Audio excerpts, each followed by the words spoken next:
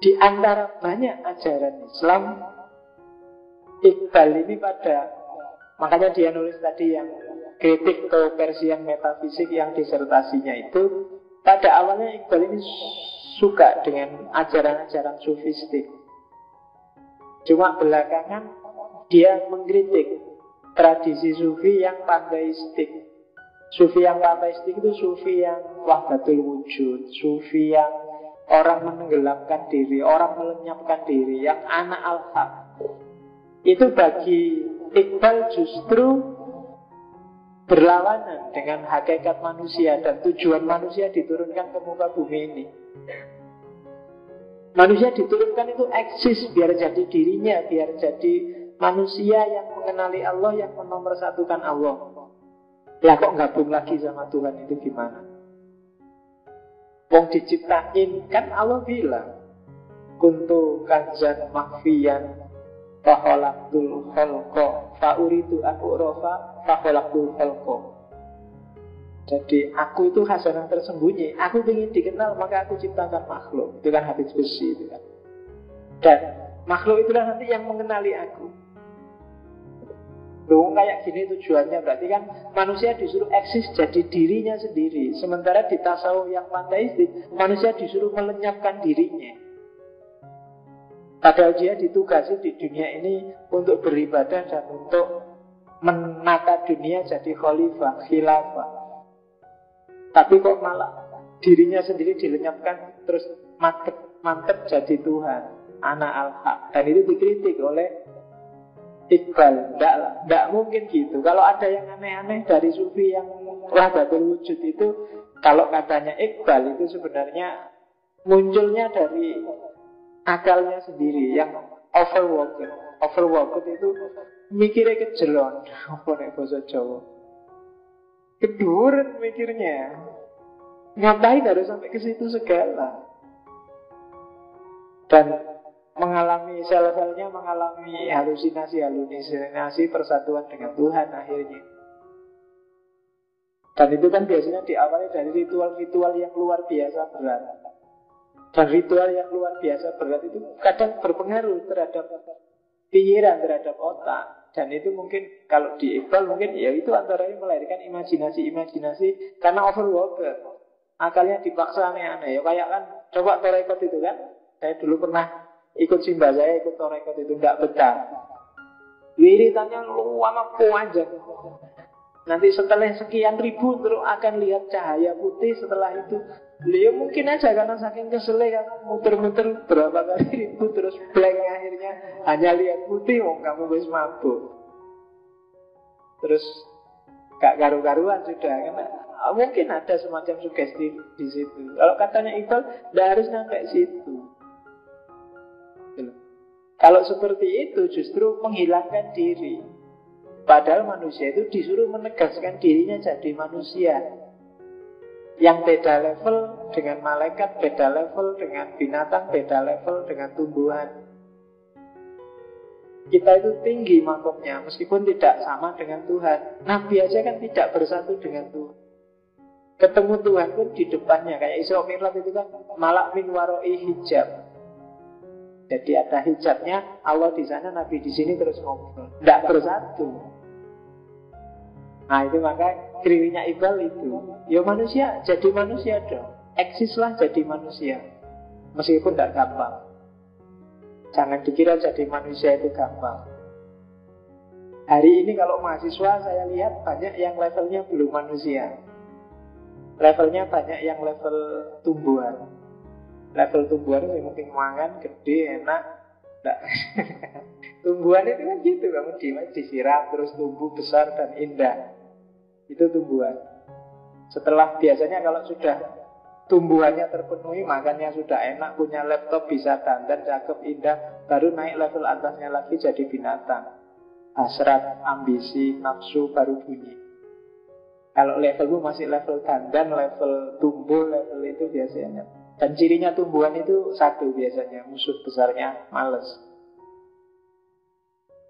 Ya kan, tumbuhan itu musuh besarnya malas. Jadi hati-hati dengan musuh besarmu hari ini.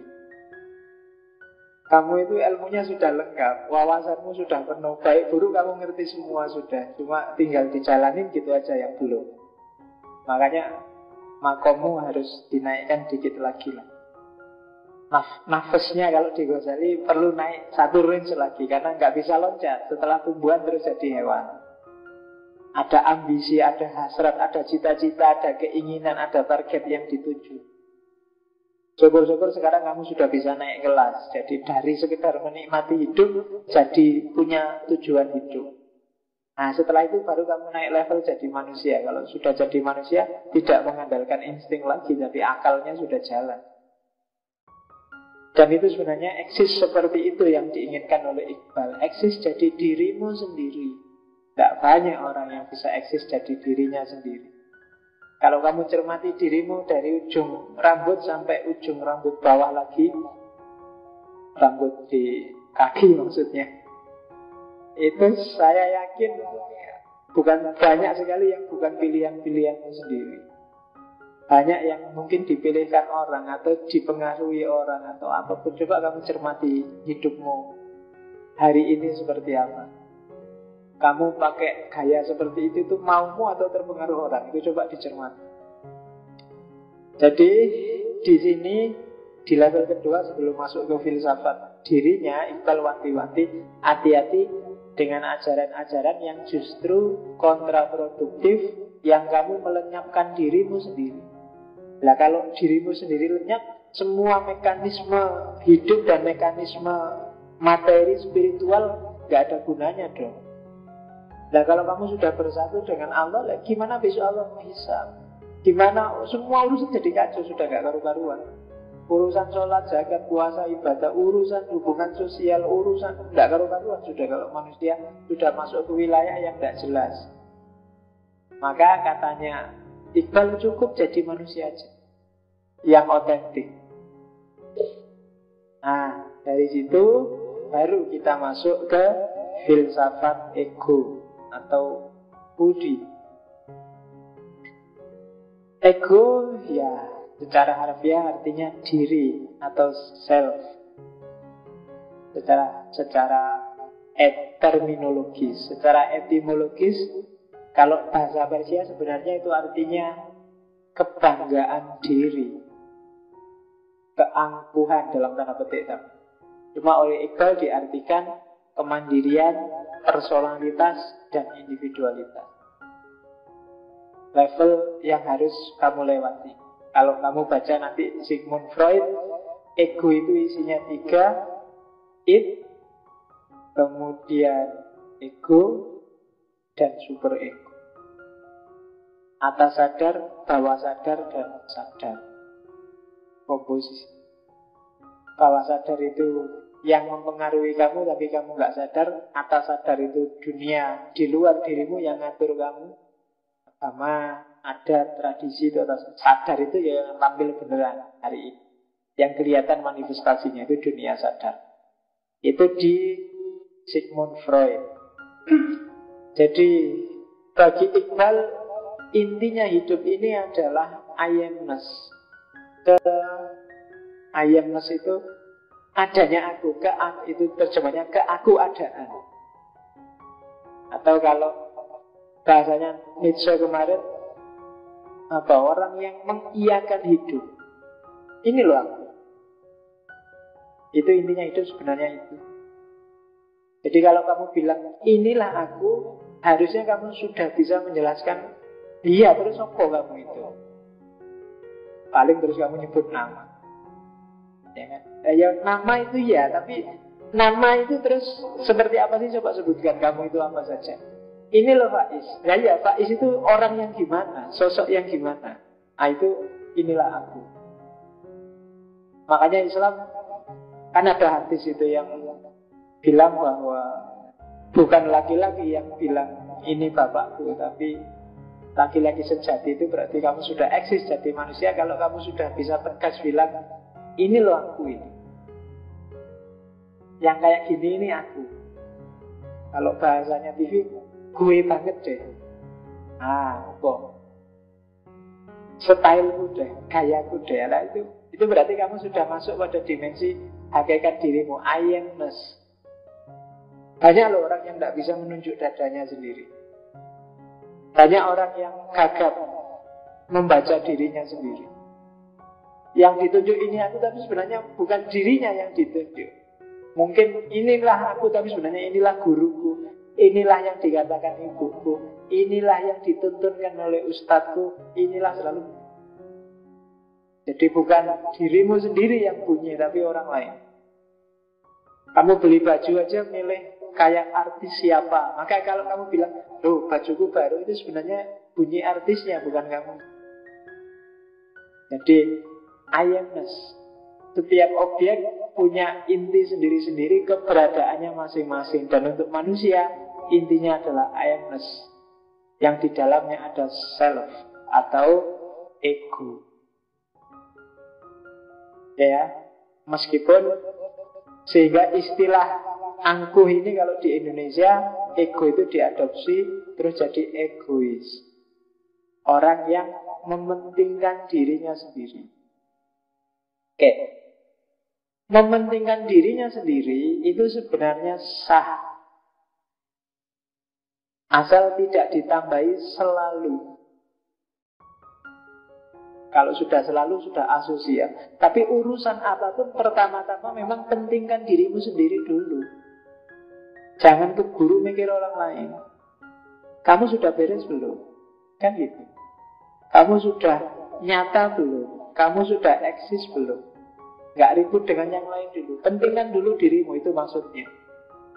Cuma egois kalau di Indonesia konotasinya terus geser jadi sakkarepe dhewe. Kamu egois. Masa itu biasanya terus konotasinya sesuka hati sakkarepe dhewe. Kalau di Iqbal maunya bukan itu. Kamu harus mementingkan dirimu sendiri untuk bisa eksis. Karena sebelum dirimu sendiri eksis, kamu tidak bisa berinteraksi dengan orang lain sebagai dirimu. Nah itu definisinya ego. Cirinya ego secara umum, kalau kamu ingin ngerti, ciri paling gampang untuk mendeteksi ego adalah, kalau bahasanya Iqbal, kesendirian yang esensial. Sebenarnya arahnya menuju ke yang namanya rasa, pengalaman batin. Kalau fisik itu manifestasinya. Tapi kalau kamu ingin paham dirimu, berarti kejarlah pengalaman-pengalaman batinmu selama ini untuk mendefinisikan dirimu. Makanya istilahnya kesendirian yang esensial. Itu kan istilah yang luar biasa. Kesendirian sendiri tapi tidak kesepian, tapi esensial. Jadi penghayatan hidup yang hanya aku loh yang mengalami, hanya aku loh yang merasakan.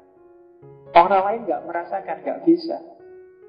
Yaitu contohnya sakit, kecewa, gembira, itu kan hanya kamu yang merasakan. Orang lain gak merasakan. Seenak-enaknya cerita tentang pacaran, lebih enak yang ngalami langsung pacaran. Ngerti? Ya saya gak ngerti pacaran itu enak apa enggak. Kamu yang pengalaman lebih ngerti. Saya anak baik sejak dulu. Jadi gak ada orang lain ngerti kamu, itu gak mungkin. Kamu gak bisa mengharapkan orang lain membacakan siapa dirimu dari luar, gak bisa. Yang paling ngerti dirimu hanya kamu. Kalau kamu sendiri gak mau baca, gak bisa. Friend, ayo bro, tolong bacain aku kayak gimana. Dia bisa komentar, tapi gak akan bisa masuk ke kedalaman penghayatan batin. Hanya kamu yang tahu. Maka jalan paling gampang untuk mengenali ego itu kesendirianmu. Sendirian yang esensial. Nah, jadi kalau kamu lagi di kos-kosan sendirian, terus males keluar ngapa-ngapain, di SMS teman, ngapain aja di kos, sedang menikmati kesendirian yang esensial. Khas ya kalimatnya, luar biasa. Jadi kesendirian yang tidak jomblo tapi esensial. Jomblo tapi esensial. Nah, teorinya Dal berarti kan dipakai.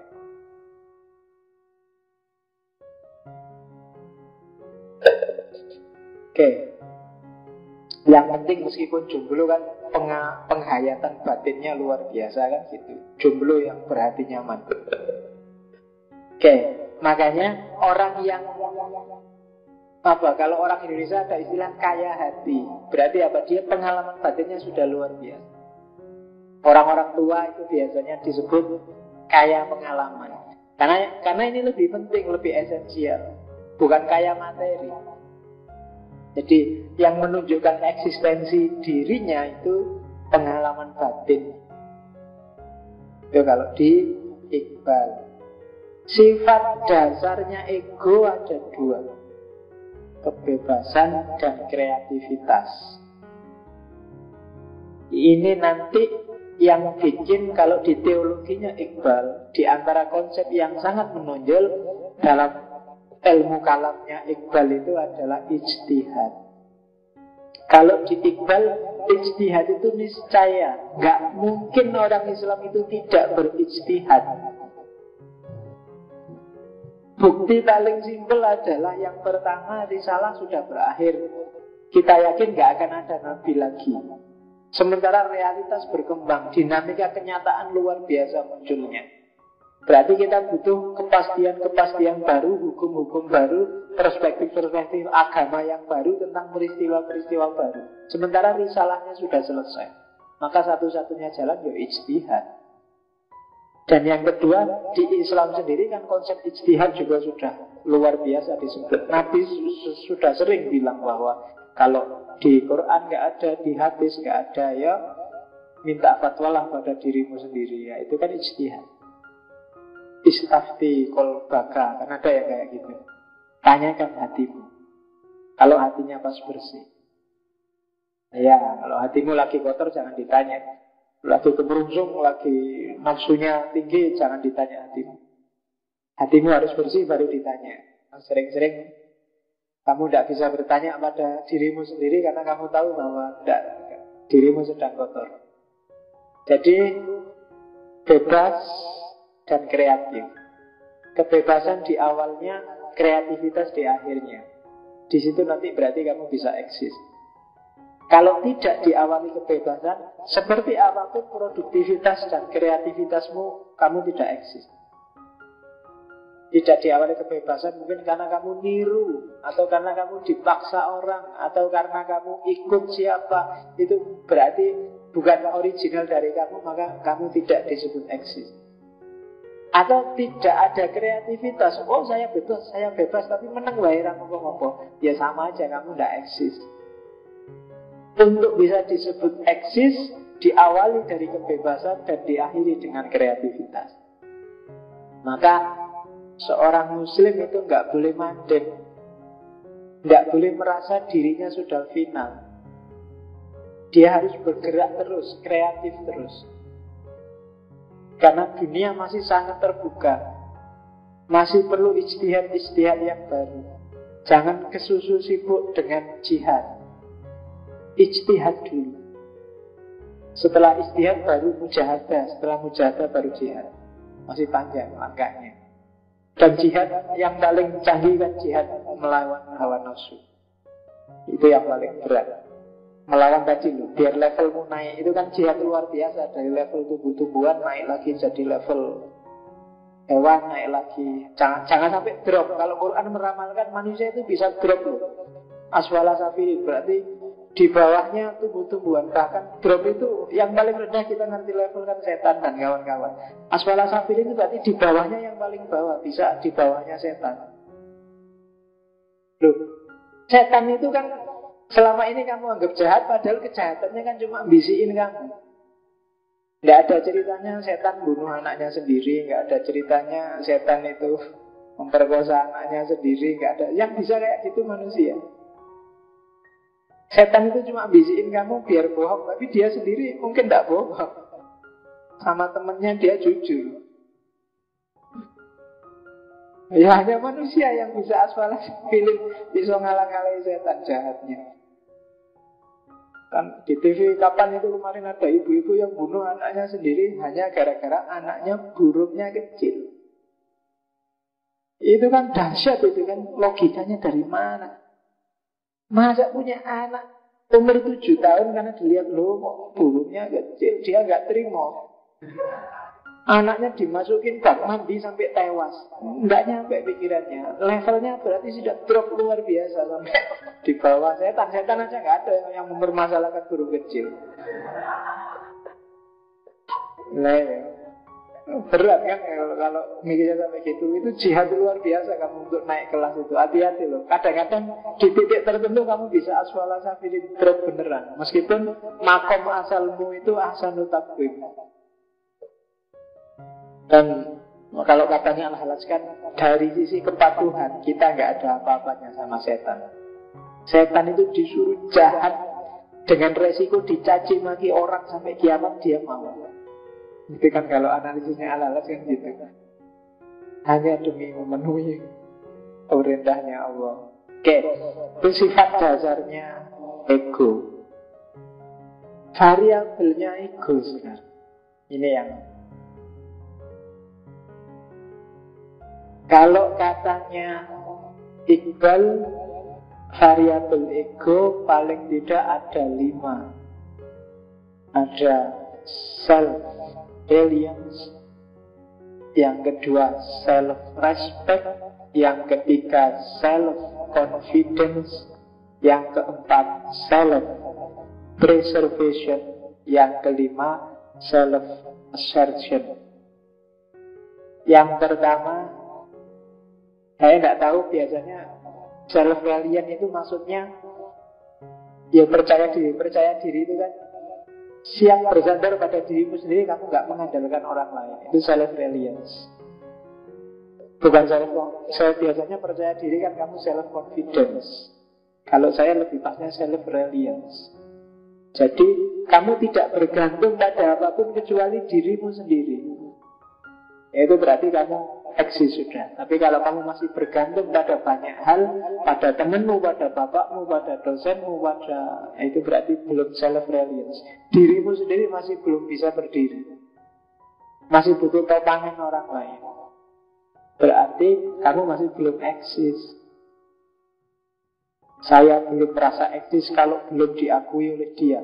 Saya belum merasa eksis kalau statusku di Facebook belum dikomentari oleh. Itu berarti kamu masih mengandalkan yang lain. Kepuasanmu pada dirimu bahwa kamu cukup dengan dirimu sendiri, itu adalah self-reliance. Itu bukti bahwa kamu eksis sebagai manusia. Kalau enggak, berarti belum.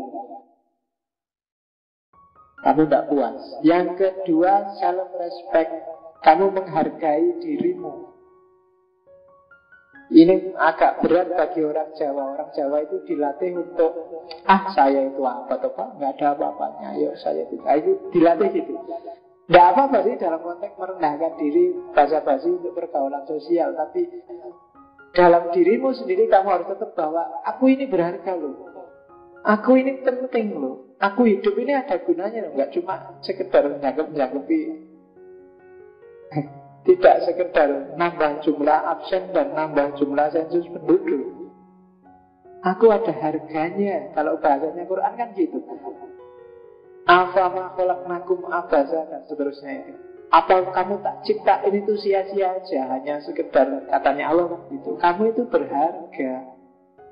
Sejelek apapun kamu, hargai dirimu sendiri. Kalau kamu sendiri nggak menghargai dirimu, jangan harap orang lain menghargai. Yo, macam-macam menghargai itu. Mungkin berpakaian yang sopan, mungkin berkata yang enak didengar. Itu termasuk bentuk menghargai dirimu. Kamu mandilah yang teratur. Itu kelemahannya mahasiswa itu. Males adus, mangan sakarepe dhewe. Nah, itu biasanya tidak menghargai dirimu sendiri. Kamu dulu diciptakan dengan jelimet, bentukmu dengan sempurna dan indah itu. Enggak iseng Tuhan itu. Pelihara yang bagus. Jangan kok ala pakmu saya aja. Kok enggak usah diperhatikan, enggak apa-apa kok. Enggak penting saya itu kan gitu. Banyak.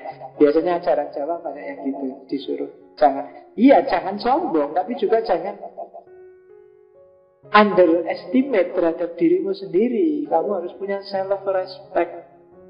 Aduh, temanku kok cakep-cakep ya, aku kok paling gelap ya di sini ya. Enggak apa-apa.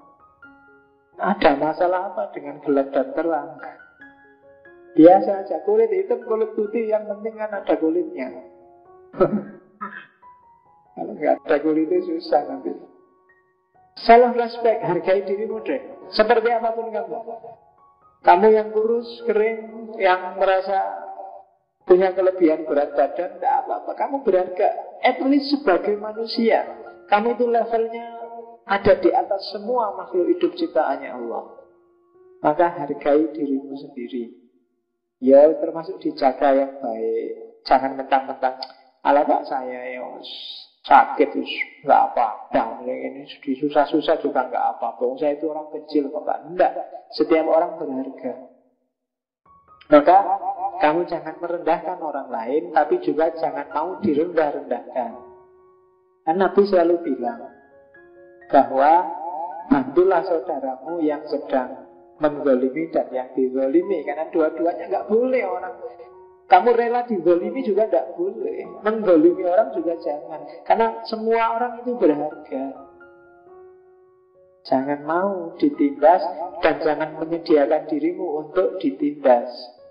Karena ada kan orang-orang yang merelakan dirinya untuk biar aja dia ngomong jelek tentang aku, nanti kan pahalaku tambah, dosanya dia tambah. Aku mesti gitu kan. Loh, kalau masih dalam kuasamu untuk menghalangi, ya usahakan temanmu juga tidak merendahkan kamu, kamu tidak merendahkan dia, dan kamu tidak merelakan dirimu direndah-rendahkan. Berarti ada self respect. Nggak banyak orang yang bisa menghargai dirinya. Kebanyakan orang minder, khususnya di Indonesia.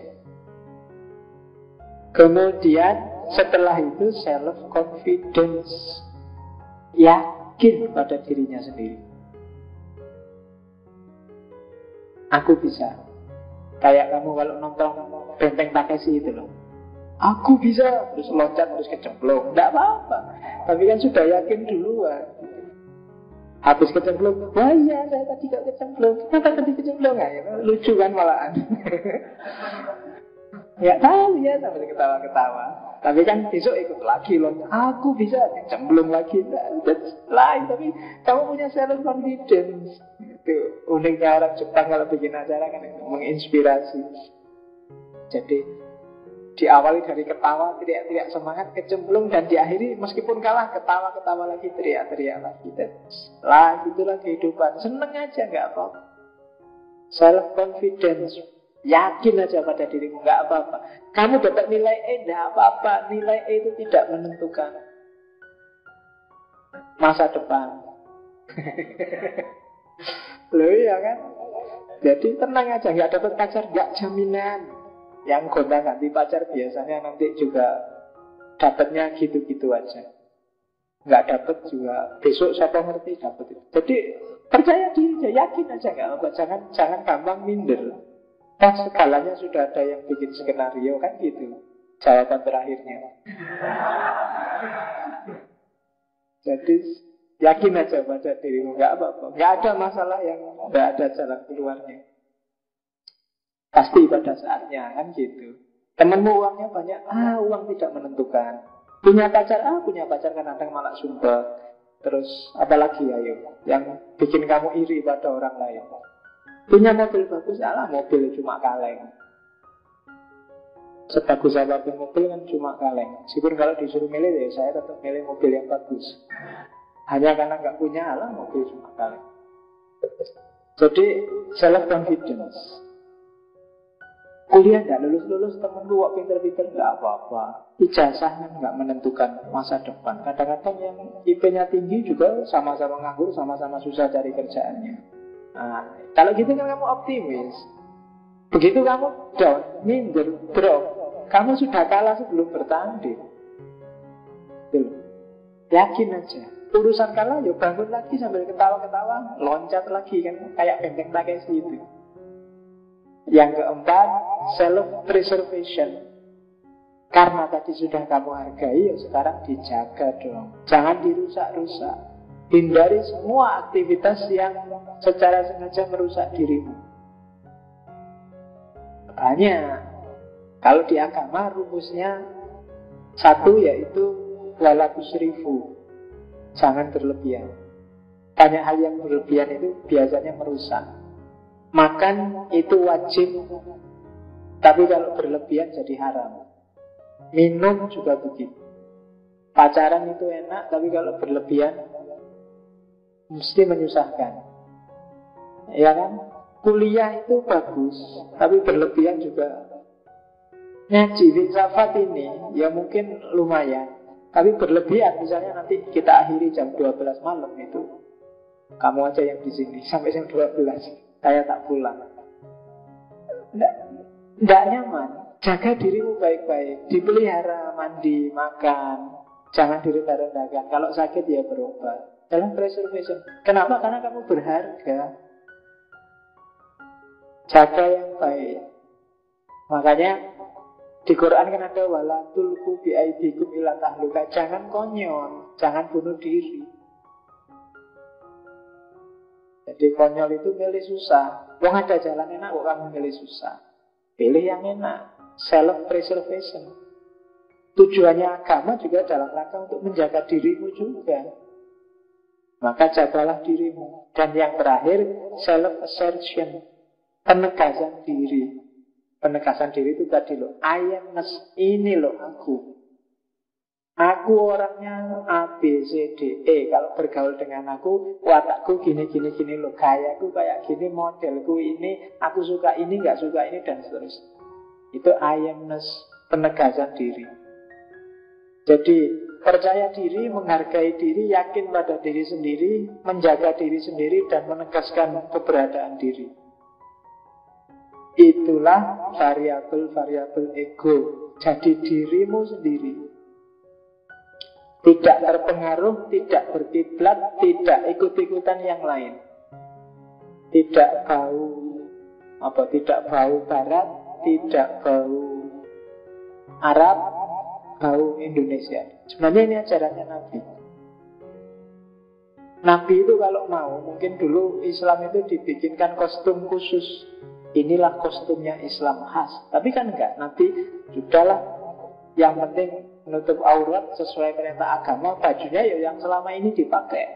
Enggak ada model baju baru khas Islam. Itu kan kostum sebelum Islam ada juga seperti itu bajunya Nabi. Karena Nabi menghargai identitas dirinya, identitas lokalitasnya. Maka Nabi pakai jubah, pakai serban. Itu kan tradisi. Abu Jahal juga pakai seperti itu. Abu Lahab juga pakai gitu. Memang itu tradisi lokal. Maka kalau kamu ingin ikut sunnah Nabi, pakailah baju sesuai tradisi lokalmu. Kan gitu. Cuma orang memahaminya kewalik. Yang Nabi pakai jubah, aku pakai jubah. Pak, pakai baju lokal kita. Kalau di sini pakai sarung, pakailah sarung. Lah ngapain kamu pakai celana jeans? Itu barat. Indonesia itu sarung.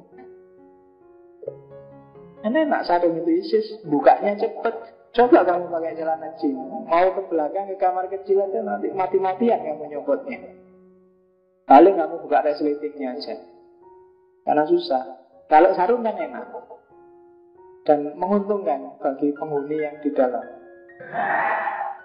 Yo, kalau pakai celana jin ini kan awal sejarahnya kan ini celana yang dibikin untuk para koboi di Amerika, para tukang angon kuda. Jin yang awal itu nggak jahitan tapi dipaku karena memang tebel, hawanya dingin terus butuh yang tebel yang nggak gampang robek. Tapi untuk cuaca Indonesia itu sebenarnya kontraproduktif karena di Indonesia hawanya agak lembab. Kalau kamu pakai jin yang ketat itu alamat keringatmu nggak bisa menguap. Maka hati-hati kalau pakai jin atas bawah, kamu bisa pingsan kehabisan. Kalau bahasa Jawa ini keringat buntet. Sama, orang Arab itu kenapa tertutup semua, bahkan laki-lakinya pakai kayak jilbab kayak di Indonesia pakai serban itu. Ya karena di sana udaranya sangat kering, keringatnya selalu menguap. Itu kalau dibiarin terus-menerus pakai baju terbuka, kamu bisa dehidrasi, kehabisan cairan.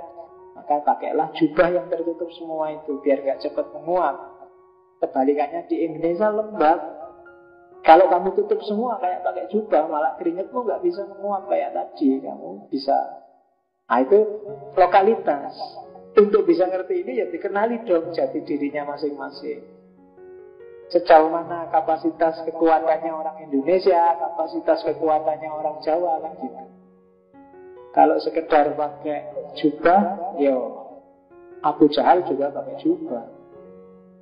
Yang urusan lokal, urusan itu kan sesuai dengan logika sana, logika lokal. Kita juga pakai logika lokal. Yang nggak boleh ditabrak kan norma-norma dasarnya. Misalnya harus nutup aurat.